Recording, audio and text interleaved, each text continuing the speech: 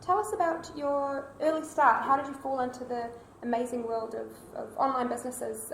Give us a little bit of background about where you came, who your folks were. How long have we got? yeah, 45 minutes on the clock. Excellent. Cool, great. Yes, well, I've been around for quite a long time, so I guess I have to admit that I am an old. My first digital job was when I was 16, and that is 20 years this year, so it's a long time in digital.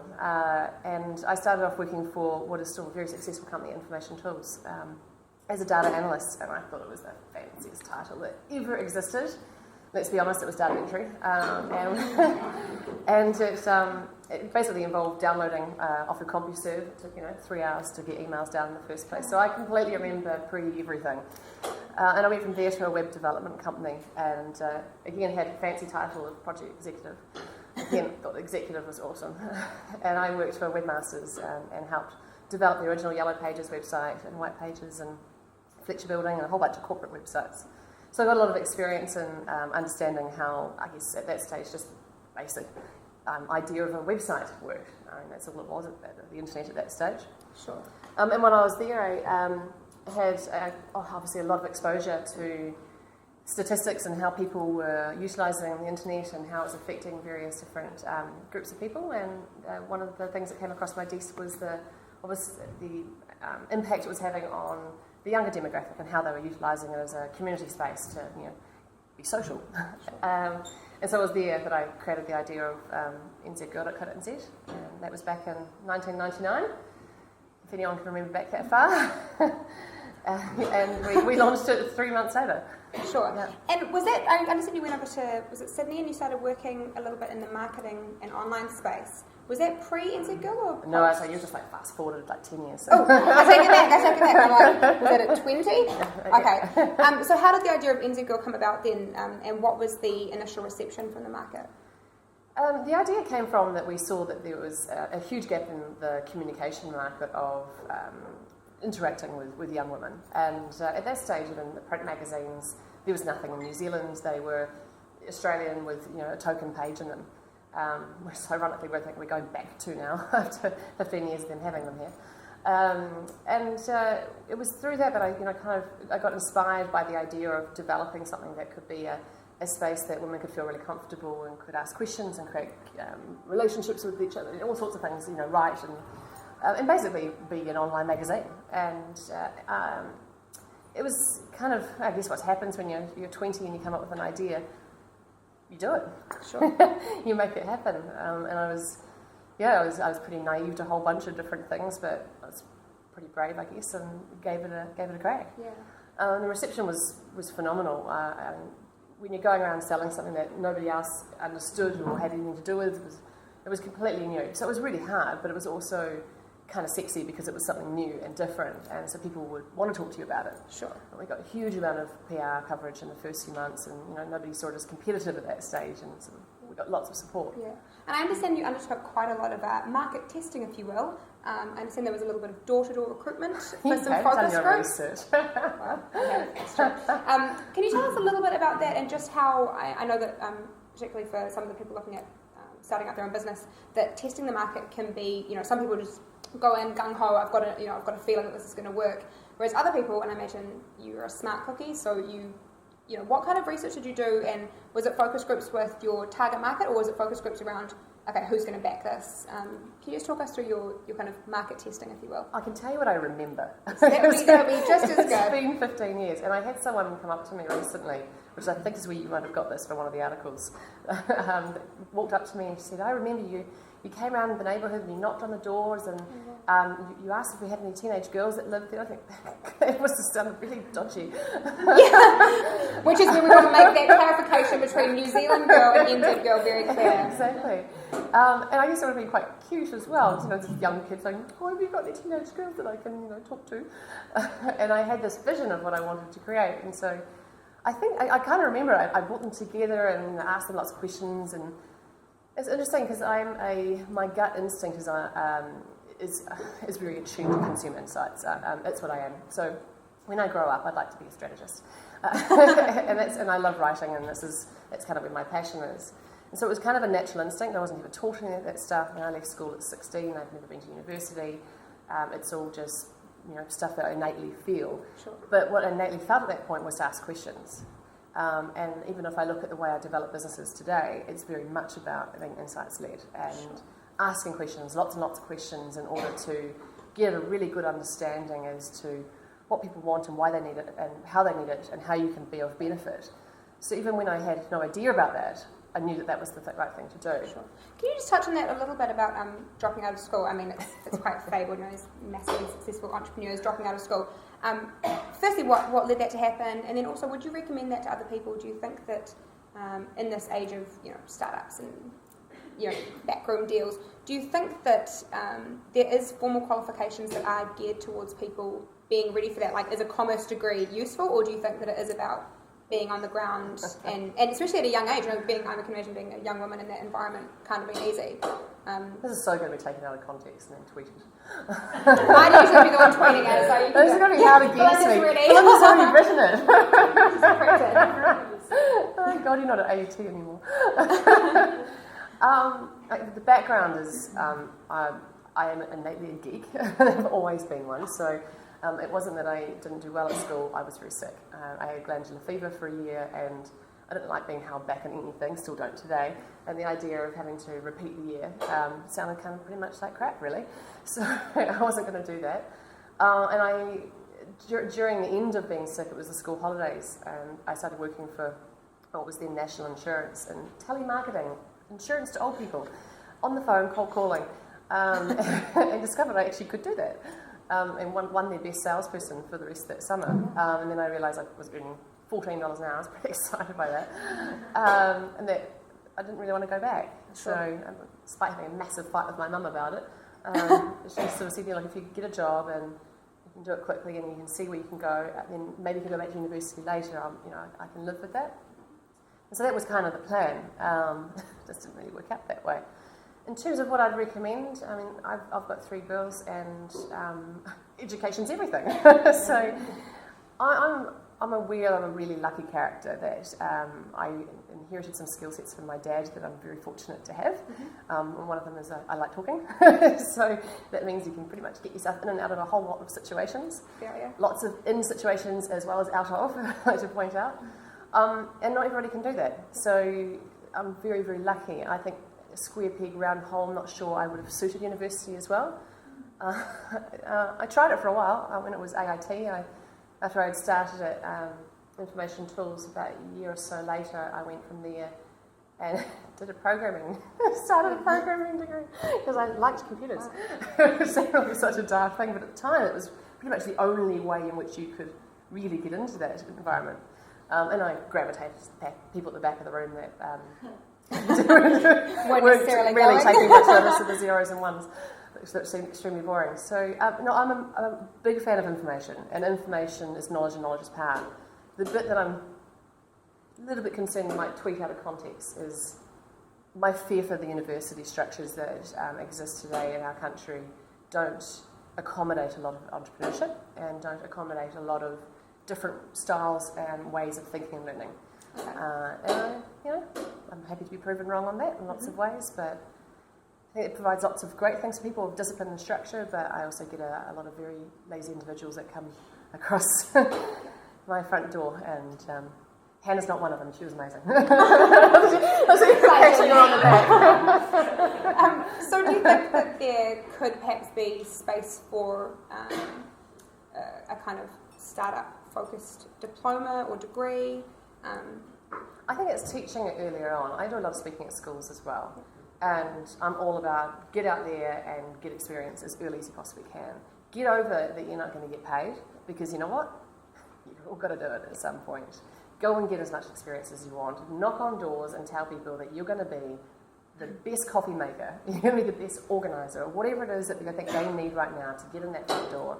It's an enormously competitive environment out there, and if you want to get ahead and be the best, and you need to learn and go and find those people to learn from and do that alongside it. Yeah, sure. So the time you do graduate, you've got these fantastic credentials and fantastic references and experience. Sure.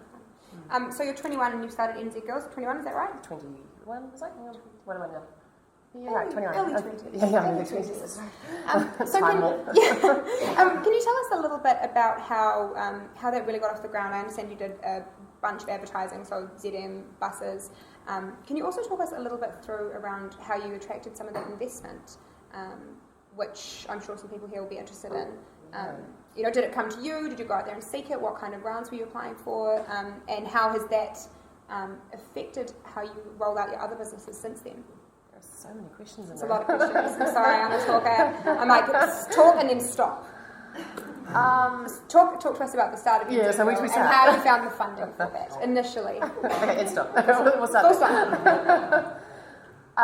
Okay, so you said marketing first, or then funding? Funding. Okay, we had we had a little bit of savings. We actually just bought our first house. Bit of a do things early kind of girl. Was already married. Was. A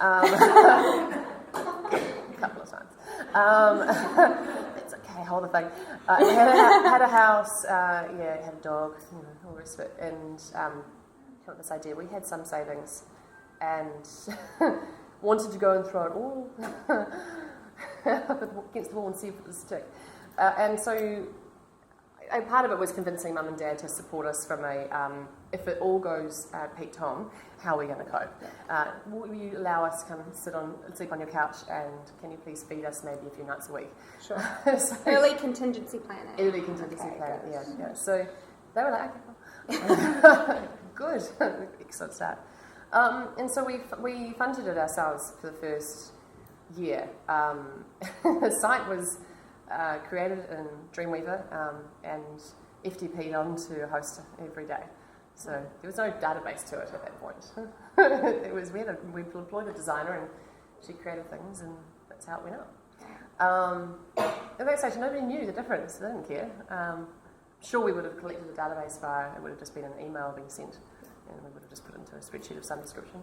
I can't give you any more detail than that. I don't remember. You sort of compartmentalize and throw things out you don't need. So we did that. The first investment in traction to us was, it's such a random story. And when you have this happen to you at that stage, I was 22, you kind of think that's the way it happens. Mm-hmm. So randomly out of the blue got this email from this man, and he said, I've been following your progress for a while. I'm really impressed by what you're doing. You've had some great coverage, and it seems that you're onto a really good thing, and I'm really interested in it. Would you be interested in having me as an investor? And I'm like, it's a random email to get. Called up Grant and said, who's Lloyd Morrison? And he went, I'm sorry, what? I went, yeah, some geezers just emailed me. I feel like it's the spam. I delete. Yeah, and he's like, God, I know that name. And he leans, because he was an institutional ANZ, and he leans across to his boss and says the name, and he's like, what? This was just unheard of. So Lloyd, for those of you who don't know, was just one of New Zealand's best investors, just an extraordinary businessman. He's been involved in so many things, ports of Tauranga and Auckland, and Auckland Airport and Glasgow Airport, and all sorts of really infrastructure-based businesses. And he just got excited about the internet, and he was buying things. And I was just, unfortunately, in his crosshairs the day he had broken his ankle, or a week or so later after he'd broken his ankle in a random scooter incident. And he was laid up at home, not allowed to go to work. And so I guess when you've got plenty of money and you're a bit bored, what do you do? You buy things.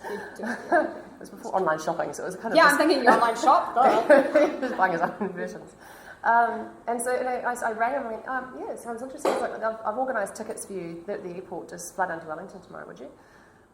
Okay. Turned up at this house, and just this enormous mansion in Wellington. And we spoke for like 6 or 7 hours. And... it was fantastic. We just were so much the same wavelength on so many things. And I think I loved meeting someone that was young and enthusiastic and really passionate about what I was into, and telling him things about stuff that he wasn't really involved in, and so completely outside of the sphere of sort of world that he operates in. And I walked out that door with $200,000 check, no contract. Hi. Woo! Wow. And it doesn't work that way. Yeah, sure. And I understand. It hasn't ever been since. Yeah, I feel like, where's the money? And I understand that even at those early stages, that Lloyd didn't have, even though he was obviously a huge investor in your business, he didn't have a lot of day-to-day input or trying to tell you how to run your business. Did you and find there's parts that? in it, no, not all Okay. true. Can you talk us through that? Like, what level of involvement did he have in the direction of the business, and was it the right kind of level for you? He'd get involved in the most randomest of things. Oh. He'd like ring me and go, I think we need to do flyers, hand them out in Wellington. Yeah, you can take care of that. And I'd be like, yeah, no. Okay. The first few years particularly, because it was before Infratil went completely crazy, he was really involved in it, and we would meet constantly, like every week. He'd be calling every couple of days, and I loved his way of thinking. I didn't always agree with what he suggest, but I loved his different style. I guess what I've been known to comment on is, I think what I desperately needed was guidance and structure. And I mean, hindsight's a wonderful thing, right? And I don't think I was ever really going to get that from Lloyd in that way. And it's taken me years to reconcile it, to really understand what it is that brought to me. When he died a couple of years ago, and forgive me if at any point I get choked up because it's a really, really hard subject for me still, it took a lot for me to really work through what it was that he, other than obviously a whole heap of money at one time, that he had given to me, because I've spent so many years being frustrated in so many ways too, because I just wanted to do other stuff, and I just, couldn't necessarily get that from what I was wanting from him, because he didn't have the skills and experience to offer into that. He had a kind of different vision, and in the end, actually, he made a couple of calls at board meetings which were just incredibly fortuitous and insightful, which saved our bacon a couple of times. So he just had such a big picture thinker, but it was confidence. What 22-year-old kid gets that kind of opportunity to go and run and do things in a way that just nobody lets you do? And I still actively have an investment pipeline. We've got all sorts of investors and businesses. And I tell you, it is hard work. And all you guys in this business, you know how hard it is. Getting investment is just tough, hard grind. And they all want some pound of flesh of you in some way. And he never asked for that. And he was backing me as an individual. And it was, and that was what I said at his funeral. It's just, nobody gets given that. And so I feel acutely responsible to pay that forward. Sure. To find an opportunity to give that to somebody else who one day I spy that is extraordinary, that I want to back. So I think I'm very lucky to have had that privileged opportunity. Yeah. And then did other investment opportunities follow that? Off the back of it? Not off the back of it, because we weren't seeking it, to be honest. And we funded within ourselves for quite a long time. But I've had all types of other investment since then. So we've Movac in Wellington, so we've had that other end of the VC scale, which is pretty full on, to say the least. Great guys, incredibly talented, really smart, but you've got to prove 30 times multiple return in order for them to be interested in you. So it's a big sales job. Sure. On all sort of ends of the spectrum. I've angel investment, kind of hard. We've got quite a lot of private investment. We've just closed around at the end of last year, and we're just going to another round now. And Flossy.com, we've got the co-founders of How Pets are involved. So what's with the sales pets are in here, people? Yeah. It's okay. But that's really nice to have that kind of backing from people who are so savvy and so entrepreneurial and have done so many cool things. And they out of the blue emailed us and said, "Hey, we're really keen to get involved. Love what you're doing. See much scale that is involved in this." And so there's kind of all varying types that have come out of it, but sure. It all helps build credibility as you go, and as long as you don't lose people's money, you don't piss too many people off along the way, it tends to lead to more stuff. Yeah, sure. Yeah. So if we talk a little bit more then, if you want to touch on Flossy perhaps, where did it come from? What was the idea? I understand there was a few road bumps in the way early on. So if you just want to talk us through. Well, I'll focus on the iterations today, because otherwise it just confuses things. So, because the iteration today is completely different ownership, completely different business venture. The only thing that's the same is me and the brand name.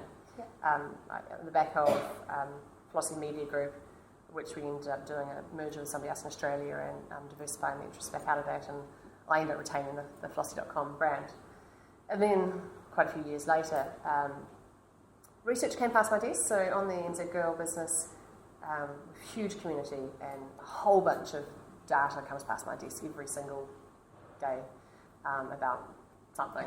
And in this particular day, about 3.5-ish years ago, was about how women were spending money on themselves as a result of the global financial crisis, or would, as the case may be. It was a massive drop in spending and frequency into salons and spas. I remember looking at this data and just going, ow, man, the salon business must be hurting. And nobody would be happy about that, because it's not like you want to get your hair done less often. And being a consumer, I guess, insights person myself, and I'm spending a lot of time thinking about the psychology of how people buy and why. I thought about it from my own point of view. I mean, it's so true. I just have real issues with spending $350 a month to get my hair cut and coloured, so I'm just not doing it as often and going a bit greyer.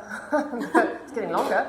And so I kind of looked at that and then went, okay, let's just go a bit more digging, and went and talked to a few spas and salons that I knew, and yeah, it was pretty bad. The state of affairs was not fantastic. The deal site market was trying to go in there and help them, and basically creating a shambles. Just eroding pricing value, sending them 800 people in one go and expect them to be able to deal with it, and then just obviously annoying them with the current customers and not being able to fulfill, and so everybody was unhappy with the whole model. Although it turned out with 25 grand cash in one go, so silver bullet. Yeah. And so we looked at that and there's got to be a better way, and looked at international markets and saw that the one model that struck me to have really found a really interesting way of solving customer frequency and inventory management was whatif.com. And while the model has been replicated lots of other ways since then, what they got right was that whether you are a backpacker or you like to stay at the Hilton, you can use the same comparison engine, and you can very clearly see that different days of the week have a different price value to them, because that'll be an inventory reflection. And I really liked the concept of that. And so we started working on it, and having been through a few ups and downs and the rest of it, I worked on it longer than I had anything else. So it took me about at least a year worth of research before I was prepared to actually go, okay, I'm going to give this a go. And built a few models and kind of threw them out, started again. Recruited my CTO to the team, and so we'd worked together before. Here's what we're doing. He's like, yep, okay, buy into that. It's great. and we built it, and we decided to do it completely on the smell of an oily rag. That we were just going to donate our own time to it for a period of a year before and get a proof of concept going. I guess one of the things that's changed in the investment market, as we've got obviously an increasingly competitive startup world and lots of people looking for money, is proof of concept's everything. And we needed to show that this was a model that could work. And so we built it and got some really good traction early on. So the concept very early on was Flossy.com sells quiet time hair and beauty appointments. So spas and salons, spare inventory, we sell. So you might see a Monday and a Tuesday price is different from a Thursday or a Friday or a Saturday.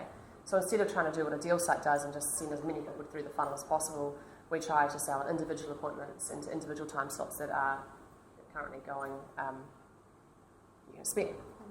And so that's where we started off with that. Only tried and tested places, so tough job, someone's got to do it. Actually, it's not me anymore. And there's a panel of about 1,000 women, and they go out and test salons for us, and there's a really cool community kind of pull-in of that. And so every place is tested twice, and there's a money-back guarantee. So it gives everybody all the confidence that they'll need that they're going to somewhere good. It's important. It's $1 billion business in New Zealand, the hair and beauty services industry. It's not small. And the average New Zealand consumer spends $3,500 a year each. So there's a fantastic repeat purchase business. So the opportunity to scale it's huge. And we're just about to launch an app, but I can't tell you about it because you're all going to tweet it and then it's out there. All right then, so. Yeah, mate, tell us. Actually, I'm okay with spreading the sun to spread the word on it because it's exciting and it's not far away from going live, and so no one else can replicate it. Evil laugh. I'm like, juicy. So basically, we've been building this for the last 6 months, and you're literally the first people to tell outside of investment. You can pick up your phone. Are you allowed to tweet it? Yeah, you're right. Go and see if you can do it in one word. No, that's not right. That's how it works. Basically, it's the Flossy concierge, and you'll be able to say, I would like a manicure for under $50 and take a this afternoon. And then it sends it out to all our salons that have been vetted and categorised, obviously. It'll pop up as a desktop app, and it pops up like Skype would, and it pops up in front of them, and it's just another funnel for them, like a phone call or an email or anything else that would come in, and says, Jenene's looking for a manicure this afternoon. What have you got available? And they'll put in times, and they'll pull the offer that's already available from out of our engine and the price, and that comes back to you, you get a list, and you can filter it by all the different ones you have, and book, done, ready for you to go in. Wow. Now you might say, why do it that way as opposed to, why can't I just suck all their appointments out of their appointment schedulers? Because there's 58 different booking tools. That's the number one reason. Wow. The second one is most of them won't share that information with you. It's too complicated to book your appointments in that way. They don't want people to have that much access. It's too complicated. So our job really is to be the concierge. It's to stop you from going, that moment when you go, I really need this afternoon. Yeah. And you're like, I can't be bothered calling around. Yeah. It's that. Exactly. Exactly. Yeah, it's that moment. Wow. So we're pretty excited about that coming to life. So when will that kick off? Oh, you try to get the CTO to tell you exactly when, and he kind of goes, when it's ready. But the goal is to be beta testing within a few weeks. I'd like to think it'll be in market 4 to 6 weeks. So, it's basically done. So it looks really pretty.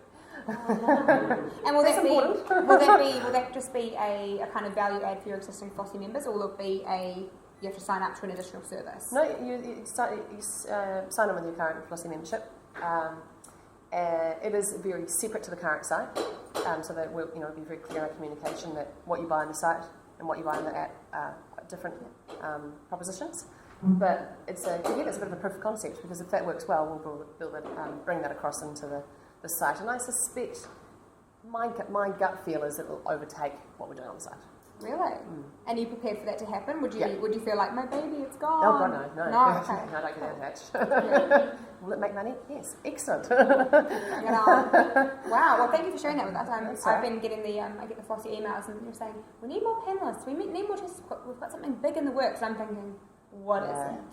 Well, our goal is to get 600 salons this year, so wow. We're onboarding 4 new salons a week at the moment, and I want to get that to 10 within a couple of weeks' time.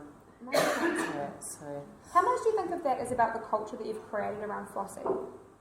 I'm not too sure. How many people get the Flossy there's quite a few men in bulletins or men? There's quite a few men. There's also some blank fake ones. We're not allowed. No, you can. If you were a good partner, you'd be getting the Flossy notifications for your lady friend. Because I'm sure the women in the room who use Flossy already know how valuable it can be. So you're not just getting quiet time beauty bookings. You're getting inspirational talks and quotes and hot pictures of the guys. It's a great kind of community. That's not just me sitting here saying that. I can actually touch that because I only met Michaela as a result of being a Flossy customer. Yes, so. that is true. Got my hair there. It's the truth. How much do you think that the salons coming to you, how much marketing do you do directly to salons, and how much is it just word of mouth that they're thinking, we need to get onto this? We're going to hit a tipping point some stage over the next 12 months where we won't need to actively sell to get them on board. I think that it'll become like being on Flossy, so a little bit like having a LinkedIn page for them. It doesn't cost them anything. We're a commission-based business. The marketing they get out of it's phenomenal, and most of them are fairly they're creative people, so they're not marketing focused. They're focused within the business, not necessarily thinking on that side of the funnel. Mm-hmm. So we really help them with that side. They're not necessarily socially driven. There are obviously exceptions to this rule, but from a homogenous point of view, that's generally the case. And so it definitely helps the positioning. From the get-go, this has been positioned as an entrepreneurial brand. This is a startup brand, and you're here to come on this journey with us. Yep. And I like to think that's how it comes across as well. I'm a big fan of personality marketing, and it's not because I have an enormous ego. It's just, I will tell you all sorts of crazy things about myself, so that proves that I haven't. Yeah. But it's just more, I understand that people buy from people that they know. And they will feel comfortable with that, and they will feel comfortable when you're growing something that there's a trust element that goes with that. And I think that goes both on the salon and on the customer side. So it's a really personable brand. We spend a lot of time just being authentic, really. It's not like we try really hard at it, it's just that we just want to. We want your experience to be fantastic so that you turn around to other people and go, I love Flossy. Yeah. Sure thing. Okay. And that happens on both consumer, B2B and B2C. Yeah, sure. They're no different. They're just customers at the end of the day too. Do you think that would be, obviously there's quite a strong startup community in New Zealand. Do you find that there is personality lacking or thriving with regards to the people who are starting up these businesses? They might have the, gem of an idea, but if there isn't that personality behind it and the ability to connect with investors, to connect with consumers, Do you think that's something holding people back? I think it's really important you have to have that, because, I mean, at the end of the day, you've got to do things like this. You know, you've got to be able to go out and continuously talk about what you're doing and why you're doing it and how you're doing it, and be pretty open about that journey, because otherwise it's pretty boring for people to listen to you kind of rabbit on about it. Yeah. So that is really, I think, fundamental part of what we do. And I get rolled out for all sorts of stuff, and you know, I really like it. It's a big part of being able to talk about. I give a microphone on stage, I say for ages, just so you didn't add wine. Well, I make sure you've got water in there, thanks. But I think you do have to, and I think if we get really stuck on worrying about how do you scale it if there's a person at the front of it, but you can't scale it without that in the first place. And so worry about that later. You know, Oprah Winfrey managed to do that. Yeah. She scaled quite a large business, you know. Martha Stewart, maybe there's the whole jail thing, but aside from that, you know, it's a minor kind of thing. You know, there are people who have managed to use personality marketing to get people behind them in the first place, and then drive really large, scalable businesses. Sure. And I do worry about our startup community that we get quite bland in some ways. Mm-hmm. And in fact, what the corporate world needs is entrepreneurship, and what they need are creative spirits, and they need people who are inventing and doing things, because they don't have the processes to do that themselves. Mm-hmm. And that is your acquisition strategy. They have one of them go, "You're excellent, thank you. Let me bring you in-house, and you can infect that across everything we do." Sure. I mean, that's one of mine anyway, but yeah. What are your plans for scale of Flossy? I know that that you have obviously some very big goals, which is admirable, and I think obviously achievable. What are your plans for scale, expansion? That's it, stop. That's the end of my question. I mean, the app is obviously a huge part of that, and we're pretty amped about getting that out there, seeing what kind of uptake we get of it, and then kind of consolidating. The rounds of investment we've been through so far are pretty much internal rounds, you know, except for the exception of Rob Campbell and Hal Pizza coming on board. We've been trying to keep it in our group of shareholders. The app signifies a significant event that allows us to take another look at our evaluation. That means that we can take another step forward, and we can look at bringing other investment in that can allow us to grow it again and bring more people on to outgrow it. This is a really lean team. I mean, at the moment it consists of 3 people full time. Yeah. So there's nothing large in this. And we smell of an oily rag, and I'm all about the smell of an oily rag. You got too much money and you won't think hungry. Yeah. Thinking hungry is really, really good for you, except at 3 a.m. It's kind of a bit sucky. So aside from that, so the scale for us, this should be something that can change the way that women interact in this category. What if, and then subsequent sites have been able to completely change the way we buy in the accommodation industry? And they've done it a long time ago. How we did that before then is we rang up ourselves, or we emailed, or whatever. Then they funneled it, and it changed it. The same thing can apply in this industry. Has to apply because of the economic reasons that we've outlined. And the reason why they're in pain is that there's just so many of them, and there's so much spread, and they haven't got a good marketing funnel. So we provide them with that opportunity to do that. So the scaling outside of Auckland, Wellington, Christchurch, New Zealand is significant, but it has to be done very strategically. And so we've spent a lot of time in technology and proving that there is merit in what we're doing, and so we fundamentally are still in the proof of concept stage, particularly moving into the app. Once we get about 6 months under our belt of that, and we've finished that the next round of funding, it'll be investigation into other markets. So we've been really lucky to be supported by Grab a Seat and taking Flossy to the world. So when I go explore new markets, they'll wing me up there, which is nice. And so we're going to LA in June, and the idea is to have a bit of a walk around the market there and get a feel for how we might get started up there. I'm not so keen on just going straight to Australia. Seems a bit boring, really. No, where's the challenge? Where's the challenge in that? Is there any other models like Flossy internationally that you know of? There are other models trying to fix quiet time, but they're going about it in a slightly different way. Most of them are trying to be the booking engine, and there's no pain in that market. And I'm really particular about when you're getting into a startup, you have to fix a pain. It's got to be something you have to identify that is hurting people, that you can actually be useful. If you haven't got that, then it's just really not going to actually get a lot of traction. what concerns me, I mean, obviously they've got this huge, much larger population, so the opportunity to even just own a small bit and just do that is great. But the ones that have started up there are mostly trying to be cloud-based software tools and then be the customer funnel at the same time. My issue with that, of course, is that you're asking customers to only book at the salons that use your software. Yeah, sure. And so that's kind of a fundamental flaw. I'd rather work with everybody and say, well, if we give you the customer funnel and you guys have got all the software systems, we can integrate with you. And eventually we will integrate with all the different ones out there. It's just going to take a bit of time. Talking of time... Yeah, we've probably talked for 2 hours now, haven't we? I know, I'm really enjoying it. Actually, I'm thinking it's at the end of the time. I should have stopped halfway through, but it's almost getting there. So we're doing a little prize. Everyone loves prizes, especially me, but I'm not eligible because I'm sitting up here. If everyone wants to look under their seats, there is some secret little numbers. If you're number 1 or number 2, you might be the lucky thing that gets... I know, I might get under the chairs. I know, can we break this? Can we... Anyone with a lucky number? You got one? What number have you got?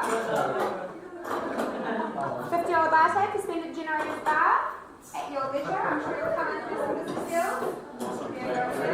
Thank you very much. And if we have another lucky winner?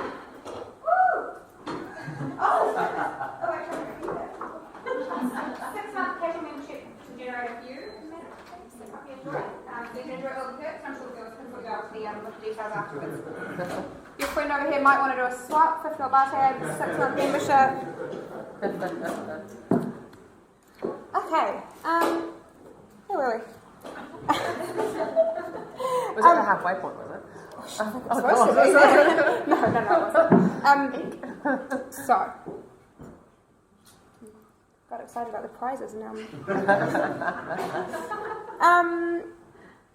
Okay, so tell us about Bloggers Club. Do you want to explain the concept quickly to people who are not familiar? Yeah. Well, so indiegirl has been operating as an online magazine for 15 years. How many members are you now?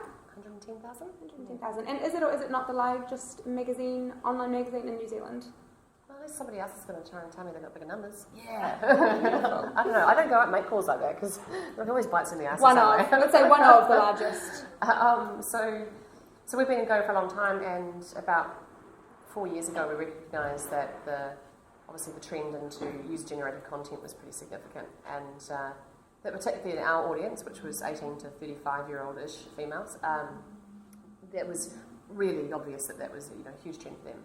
And so we started looking at how we could redevelop what we were doing to make what we've got as a platform really useful and interesting to attract people who want to do that. And so that changed, and we moved to effectively become a social magazine, so all the content completely created by the audience.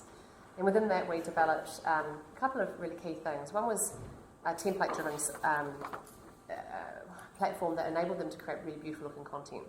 So what we found with the bloggers trend is that they were creating quite interesting content, but not necessarily good-looking content, and that if you're a brand wanting to support it, it was very difficult to be able to kind of pitch people in to say, hey, you should collaborate with this blogger, when the brand would kind of go, yeah, it's just not professional enough for us.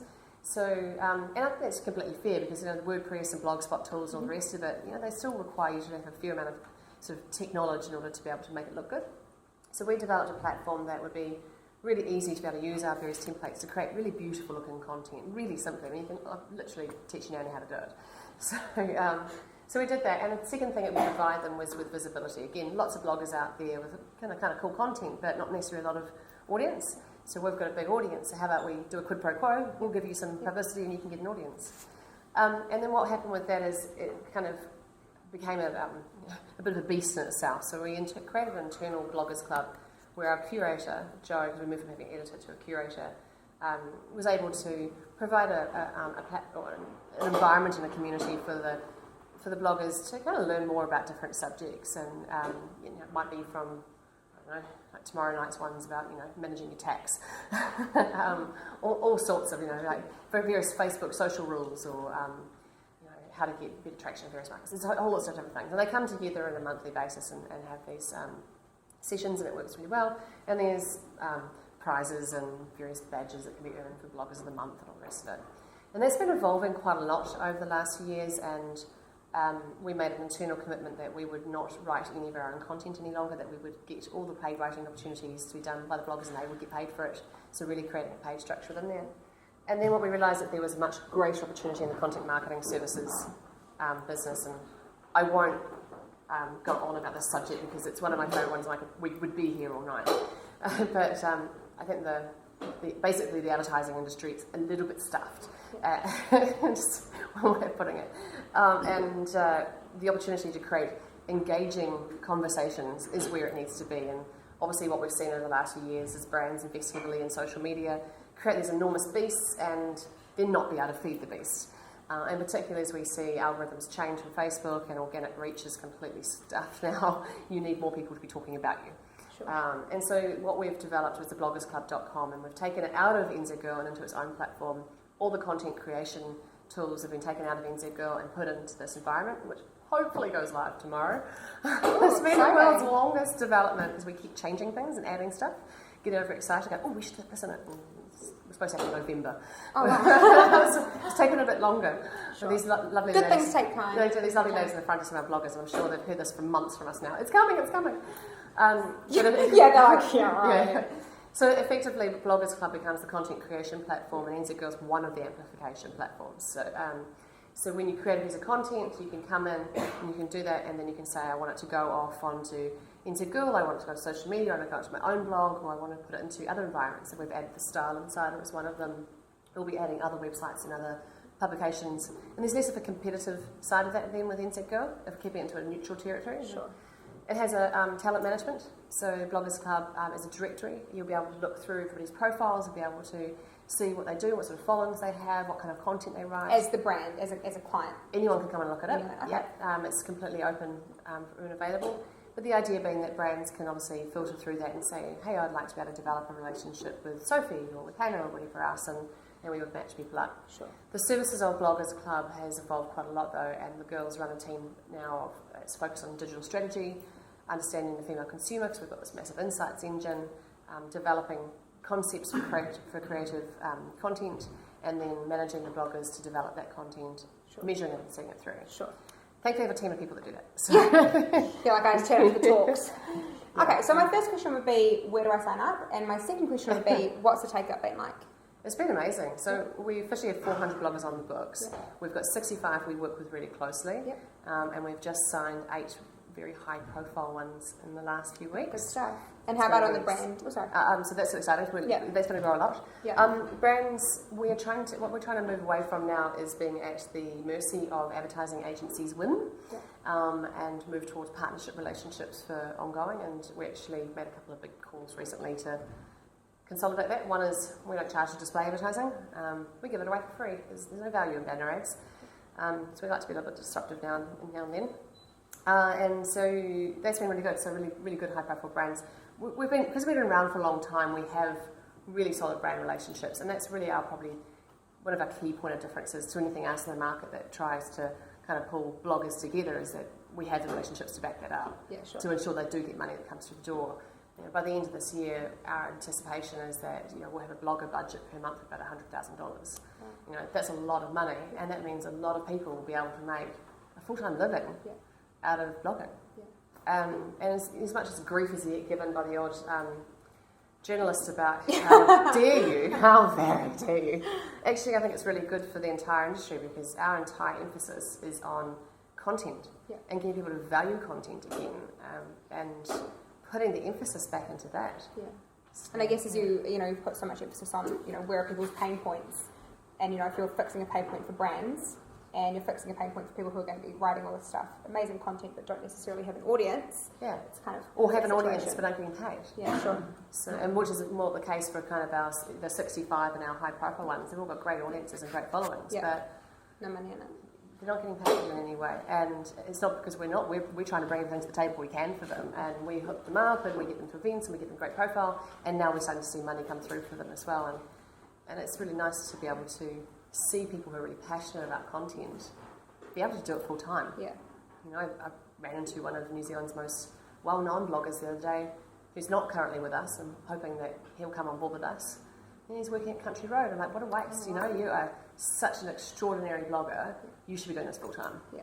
But they don't necessarily know how to monetize that, so that's what we can help them do. I guess that's the thing, it's the difference between being, a creative person, as you're talking about with the salon. You can be creative and do amazing hair, you can be amazing and do creative copy and great photography, so as it comes to seeking advertising or getting it to the next level. Yeah, and we've really undervalued content a lot over the last years as obviously media's fragmented and publications have really struggled to survive. Obviously the media budget has gone really all over the place, and so you see massive restructures, and you see people like the Herald and Fairfax and Bauer and everybody else, basically cull content creators, and then they take their publications where they're charging one price here, and they whack them into online and charge them for a quarter of the price, and wonder why it's not working for them.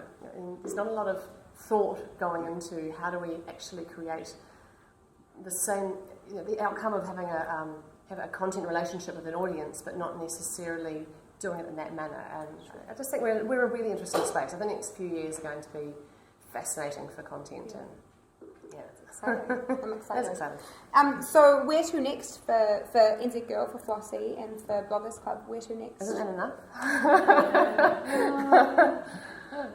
No, really, seriously. No, really. I'm not even joking. Okay, where to next for you then, Jenene? What's the next? No, really, that's enough. I've got more than enough on my plate for the next while. No, look, to be honest, everything is just all about, across all the businesses, the one thing you can take as a commonality is my passion for female consumer, and for the essence of my why I do it is I love making women feel good, and I love creating things that make women feel good, and that's really nice to have, because across all of my businesses it's the same ethos that applies. Everybody has that same really want to kind of create something that's really beautiful, and all the people that work for me are really passionate about that. And we're just expanding the team at the moment. We're going from, we hope to have about four new hires in the next month, and that's pretty exciting. And sort of finding more people that fall into that category. Easier said than done, but it's... You've got like the sieve that you kind of have to... Yeah, actually, I'm bringing people back. I'm all about the boomerang, so people back, they've gone on their OEs and, come back into the fold, they've spread their wings.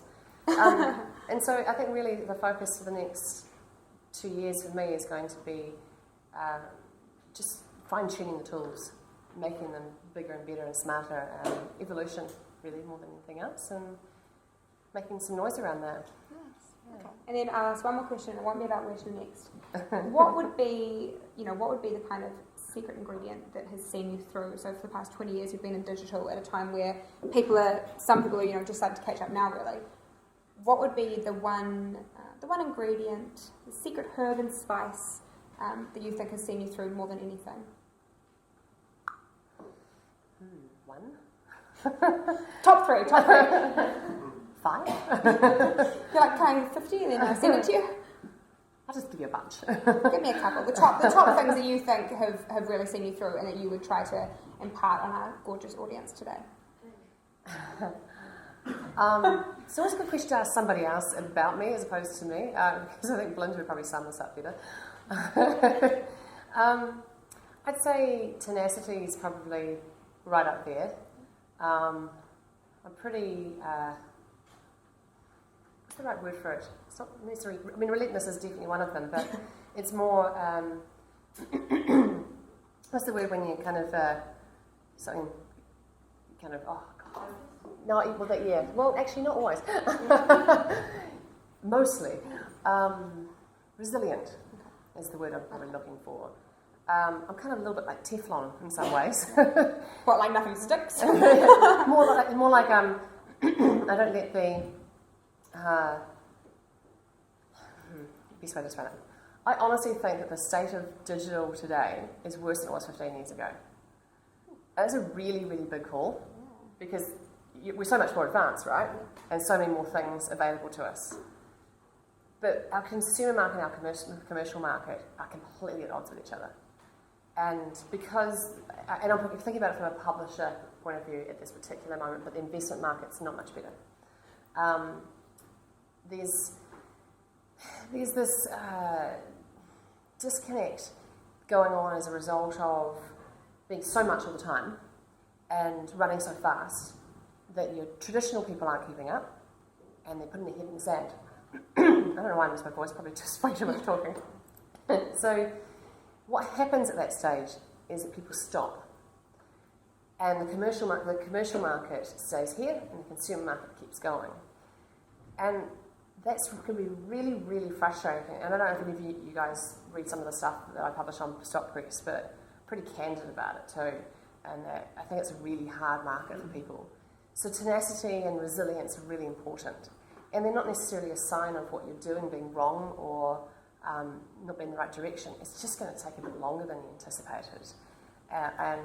You really, really need to be able to be open. So I think that's been a really key one for me, is that I don't hold pity parties. I kind of get up and I dust myself off and I get on with it, and I don't listen to naysayers, and quite frankly I don't really spend any time thinking about what anybody else has to say or think about me in that way. And I talked about this for a bunch of sixth formers, because I can't say year 12 recently. I just can't, it doesn't stick. At a school thing, and I said, there was like 700 of them. I was like, the one thing, the reason I can stand up here and do this, because I don't spend time thinking about what you think of me. And that's not an arrogant comment, I don't have time to worry about that stuff. I know that I'm a good person and I work really hard and I'm really passionate, I look after people around me. I'm not going to worry about that other side of things. And I reckon when you're an entrepreneur in a startup world where you're constantly having to change and do things and get amongst stuff and all the rest of it, you have to actually live by that view of getting over yourself and actually just getting amongst it. And I have this term what I call the GSD. You've got to be a GSD. You've got to get shit done. I like that. I was like, GSD. I only hire GSDs, and it's really important that you are one of those. And so that's a big part of it. And obviously being hugely passionate is important, but being curious is more important. And I'm always going, ooh, I don't know what would happen if this happens. Putting my fingers in things and see what happens. Yeah. Oh, cool. Well, thank you so much, Jenene. I think that was, I'm certainly fascinated. Got a bit of a girl crush. So, unless there's anything else you want to add in, I think we'll open up the floor to questions if anyone has anything they would like to say. And Mike, I say before you see that hand up, there's actually, I think, $100. Yeah, $100 Flossy credit voucher for the best question. I think that I should get that, obviously, sitting up here, but I can't, so I'll let you guys. Your hair done I'll let you guys. So, Yes, sir. So I found it quite interesting with the Flossy app. It's a little bit different business model than your Flossy website. How did the idea for the new app come along? Because usually what happens is the app's often based the same model as a website. So I had my legs up on the couch and I was lying like this, and I was sitting there and I had a glass of wine in my hand, and I was determined to work out how I could fix this bloody problem with APIs. Sorry, I am going to strip because I'm now getting hot. Woohoo! More questions. An hour later, I should have jumped straight to this. So I was really frustrated because a lot of the software programs that exist in the market are based from installed base software systems, CD-ROMs, and not really going cloud all that fast. And when they are going there, very protective of their space and seeing us as competitive as opposed to complementary. And they'll get there. They're just new to the interwebs. So, and then when you've got so many of them, and then they're talking hundreds of thousands of dollars to go to create APIs between them because it's so complicated the way they've set themselves up. So it's kind of feeling a bit frustrated because I'm really aware of the closing of the loop with Flossy, that at the moment we help them buy the appointment time and get all the rest of it, but the actual closing of the appointment itself has to be done still with the salon and the customer together. And I really desperately wanted to fix that. And so I guess I tried to take it from a slightly different point of view and sit back, as I said, on my couch with a glass of wine, and thought about how might that look, and spent a lot of time conceptualising it and realising the pain for the customer isn't necessarily the seamless transaction, although that would be nice. It's actually about, we're really busy, we don't have time, how do you make my life easier? Because realistically, I know what I want when I want it, and I want it now, so I'm going to be the person that goes, I need my nails done today. I didn't book this in advance because who has time? I need it now. Who's got it? And typically when we do the I need it now moment, then we're going to go, oh man, I have to ring around or end up somewhere cheap and horrible that doesn't get what we want. So it kind of came from that point of view and thought, how do we replace that? How do we stop them from having to do that thing? And that's where the idea more from there. So are you going to move away from the booking system completely because you saw... We'll never be a booking system. We've always been a customer funnel, and well, you know, never say never, but I don't think we'll ever be a booking system. We will be a connector of. Yeah. We won't manage the actual physical booking itself. The booking system itself will do that, as in whatever one they've signed up to. We'll either do an API call with that to be able to extract information and provide it back, because that will be the long term. And in the short term, we'll provide a funnel for the salons to very easily receive a customer inquiry and be able to respond on that, which feels like it's in an API environment, but it's us kind of fudging it in different ways. So that means if the ad succeeds, you'll probably abandon the web version of doing things and just focus your five on the ad? I think the app version of doing things will end up superseding the way that the website works at the moment. Right. Yeah. When did you come up with the app idea? Sorry. I got board approval in December, and we started it a couple of weeks later, and then, yes, what are we at now? Nearly April? Tomorrow? Yeah, so we've got a full-time CTO working on it and a full-time iOS developer and part-time designer. So, yeah, it is quite a complicated app. It's got a lot of API calls to it, to our current database structure, obviously, needing to understand the booking system itself that we have for our own, not for the saloning, but for the payment process and the management of the vouchers and ability to handle redemptions. It's a really complicated system in lots of ways, but it's been beautifully crafted. Lovingly as well, I'm sure. Any other people? Linda, you have a question, and then we'll go. I've got a question. It's particularly for the women in the room, because a lot of you're quite well catered for in terms of entrepreneurs and people to look out to. But as a woman in business in a startup, I'm curious to know how you talk about being tenacious and things, but how do you keep your personality and your individuality and being a woman in spaces like the boardrooms or at meetings and keep that essence of you? Because I don't know.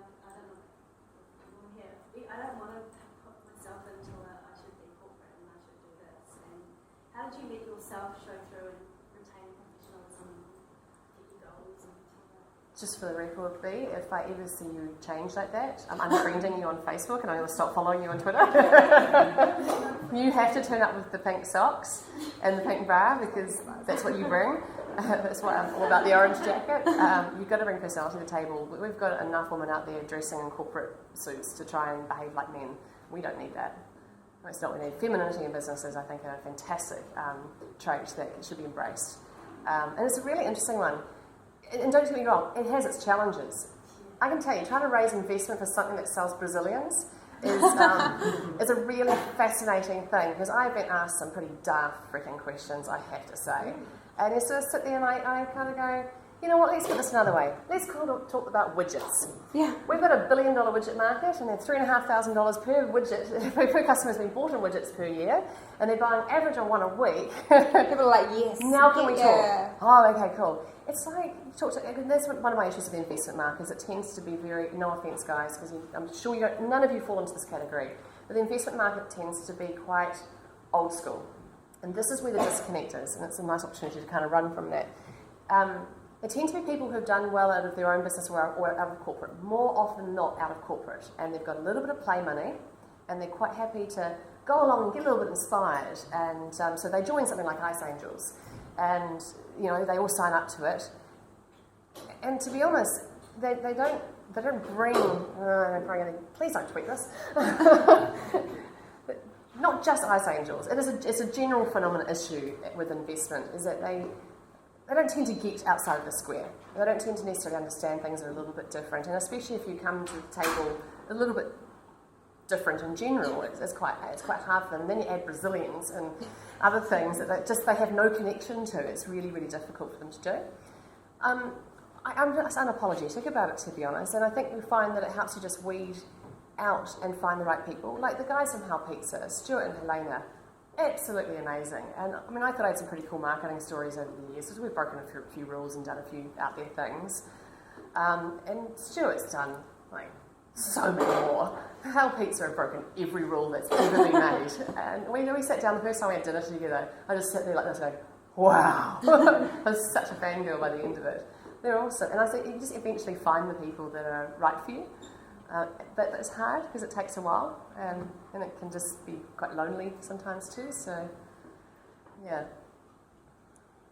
Stick to it. Oh, sorry. That's all right. Stick to it. Stick to your guns. So we'll go to gentlemen with the lovely lady there. Hi, I'd like to start by saying I'd love to hear a mentor voucher for my girlfriend. Excellent. With, I guess, the introduction of the digital social age, a lot of people sort of defaulting to Facebook and Twitter and gaming, all those sorry. Starting indiegirl, what media vehicle did you find most efficient in converting or channeling people through your website, or were there any specific or key media sort of campaigns that you ran for that launch? Given 15 years ago there was no Facebook? Yeah.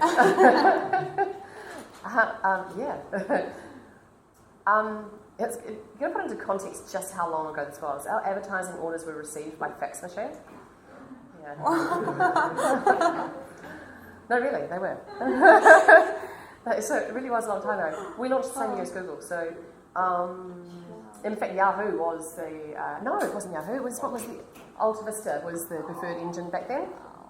Yeah. I knew nothing about marketing, and so again took a consumer kind of approach to it. What would I want? What would I see? And that's how I built the whole thing. Was how would I want to see it, and then sort of test it with other people. And okay, so what they would like to. And, we still do that. And I can't have a voucher for this in the office. There's always things like, oh, what if it here? And pulling things together. And so at the time, I kind of took a two-pronged marketing approach.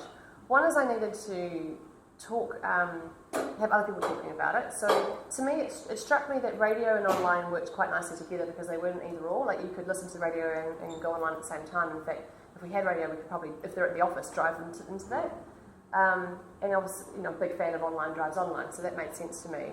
So we did a campaign with CDM, and we gave them a big cash prize, and they drove people to. The ads were so bad. I have to go see if I can find them. They were so bad.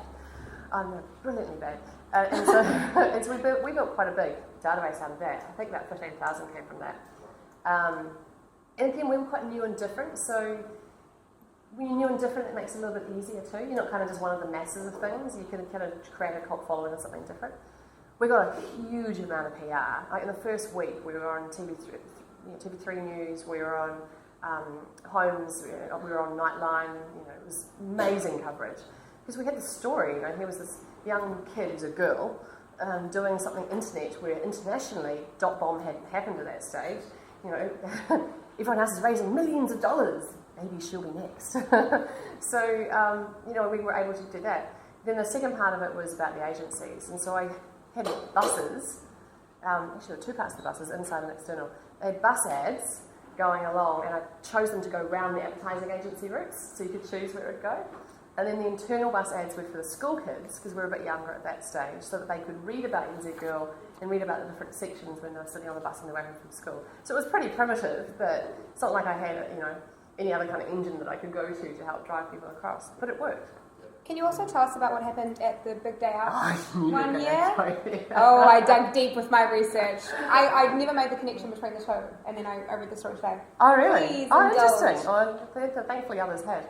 I was going to say after that, viral was what really grew the indiegirl following a few years later. So back about 2004 was the first viral campaign we did. And we turned to an ad agency, DDB, and I said, because we worked with them quite closely at the time, on lots of campaigns on indiegirl, and I said, look, I don't really have any money. But the money I'm going to give you, it won't even cover your normal catering budget that you have on a shoot. So don't do this for the money, do this for the fact that I'm really open to do anything. And they went, ooh, exciting, McDonald's don't let us do this. So, they're like, here's our brand book. So they came up with it's pretty out there, because like today you wouldn't get away with doing it. Back then, guerrilla was so, it was just so out there. So we flew a plane around the Big Day Out. See, Scott Kelly has a small dick. And the plane went around a few times, and you can imagine 45,000 people went, what the? And we were all pointing. And from there, rumours started. And people were trying to work out who Scott Kelly is and what he had done wrong, and radio stations were all running competitions to find Scott Kelly, and so if they could narrow it down, and people said, have you not heard this story, B? I can't believe you haven't heard it.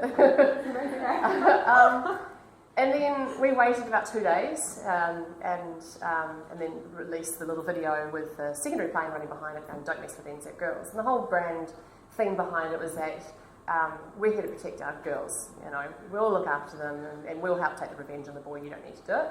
So that was kind of the essence behind it. It went around the world so many times that the Sun newspaper in the UK voted it the #1 worldwide viral email time. It was the only way to measure viral at that stage. Not that there is any more now. We got flown up to Cannes that year to pick up a line for it. You know, it went really well. And our audience at that stage grew from 30,000 unique visitors to 100,000 unique visitors in the space of a month. It just went nuts. I still get it come back to me occasionally on an email, you know, like a BuzzFeed thing. Oh, like a Google Alerts kind of thing. It'll be in a BuzzFeed of all the different revenges. But that was one of 3 different ones we did across 3 years. And did you have Scott Kelly when Scott Kelly contacted you? yes. Yeah, they're like, I'll see you in court. We actually did have a Scott Kelly. So Scott Kelly was a guy who worked for the ad agency and unfortunately came back from lunch after far too many beers and said, I'll do it for $300 worth of bike vouchers. Oh, wow. I don't know if he thinks it was the best investment today. But the other one was actually kind of sad and unfortunate because it was kind of funny. I feel a bit bad about it now, but at the time it was really amusing. He was the president of the Auckland University Student Association, and he was pretty much the most unfortunate character of he was just not a very nice person, and so he saw this as a really good opportunity to try and take us down for it. But it was just so funny because normally this is what the engineering department would do to the AUSA president kind of idea, and he thought it was them, and it kind of went around a few times, and you know, we sorted it out in the end. But the basic thing is for defamation, you have to prove it's not true. So, yeah. I'm sorry we wouldn't do it today because imagine what a bad media story that would create today. You would get hammered. Okay. And was there another question here? Yeah. I was wondering, when you first got started, like at 21, how did you find a developer to create your idea? Because I know there's a lot of entrepreneurs with all these ideas, but they can't get it done because they can't find that developer, so they're not sure how to... I happened to work for a web development company, so that kind of helped. That was the easier way of doing it. And I paid them to do it, so it was a side project, and it was fine. And where I worked, that allowed me to access some of the resources that we had as well. So I was quite lucky in that sense, and I knew how to effectively build a site because of the role that I had within Webmasters. But today, definitely. But it's interesting, one of the things I said recently that school I was talking to not long ago was learning code, I think, is one of the most important things you can do. I mean, you know, ask a question about university. If you've got an aptitude for it, yeah, learn code. Because at least then you can bring on your own ideas to life. Or at the very least, make best friends with someone who does learn code. Because I just think it's going to be the way to be able to prove concepts moving forward. Such an opportunity in that space. Yeah, really interesting. There's just not enough. God, we are so poor of short. Yeah, we are, and unfortunately, Vend and Xero swallowed them all up. And what was that? Yeah, and Datacom. Yeah, and so there's kind of just a couple of businesses that have got them all. So yeah, I've been lucky to have Stephen for quite a while. And not letting him go. Hopefully not Steve Kelly. Was there any other questions before we finish up? Oh gosh, no, that's true. Sorry, we'll go at the back and then the front as well. What's a typical day? And 3 children.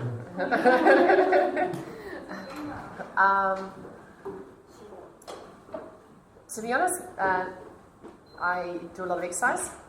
So I start my day usually with boot camp, pretty early in the morning. Yeah, so I'll be up at 5 tomorrow morning and I'll go to boot camp.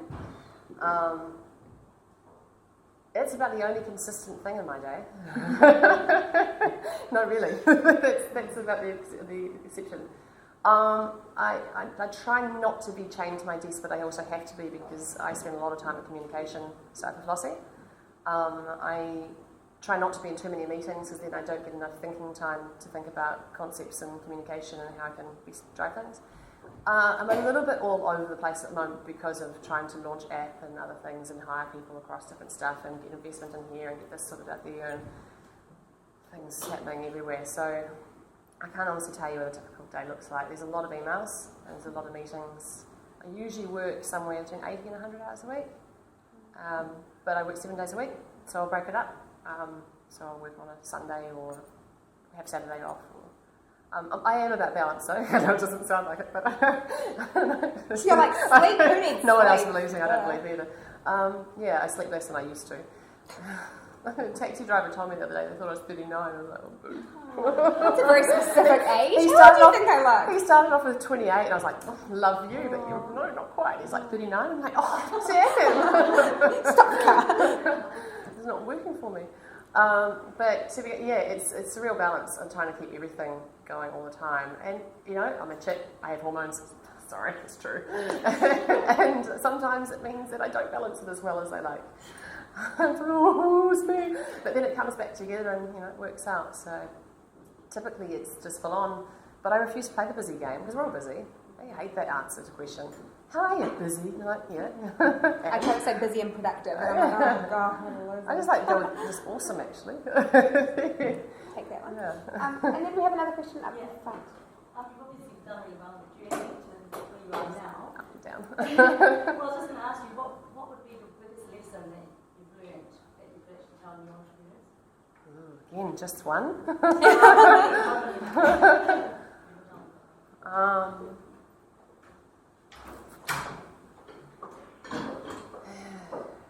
Honestly, I don't know how to pull out just one. It's just, there's so many lessons across over the years. And you hope to only learn them once or twice. 3 times, most, you know. Don't get married too early. That's a really good one to learn. That was hard. Probably things like... Sorry, I don't know why this is so hard, because there's just so many and don't narrow it down to one. Just an example. Yeah, hiring people, trust your gut, but always get other people's opinions.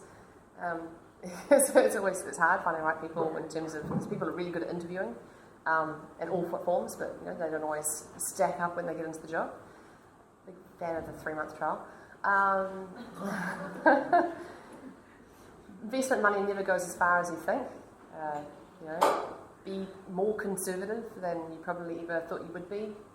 Halve it, divide it by 7, take away 3, and you're closer to what you really actually do. You don't go into running your own business for the lifestyle. And actually, my favourite one at the moment is don't ever rely on an advertising revenue model. Yeah. That's my biggest one at the moment. Yeah. Advertising revenue models as it exists today do not work. So it's the top 10 lessons. Okay, unless there's any other questions, I think it's probably time to wrap up. And if I'm right in thinking...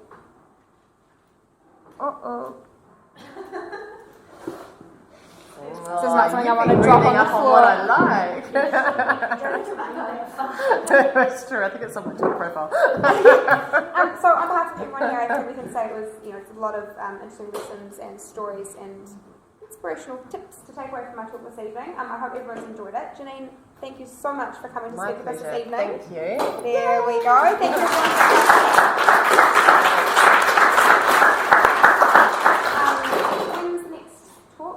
Another talk at the end of April. So we'll have another talk at the end of April. I hope everyone's found tonight useful. Go and grab another drink at the bar if you'd like. I'm sure Janene will stick around for a little while more if you want to grab her, or not. So that's right. And I think man here definitely deserves the $100 voucher. Oh yes, the voucher! I forgot, yeah. Any man that's going to buy for us for a half. So all the rest of you men take note. Instant brownie points. So thank you everyone, and we'll see you at the next event.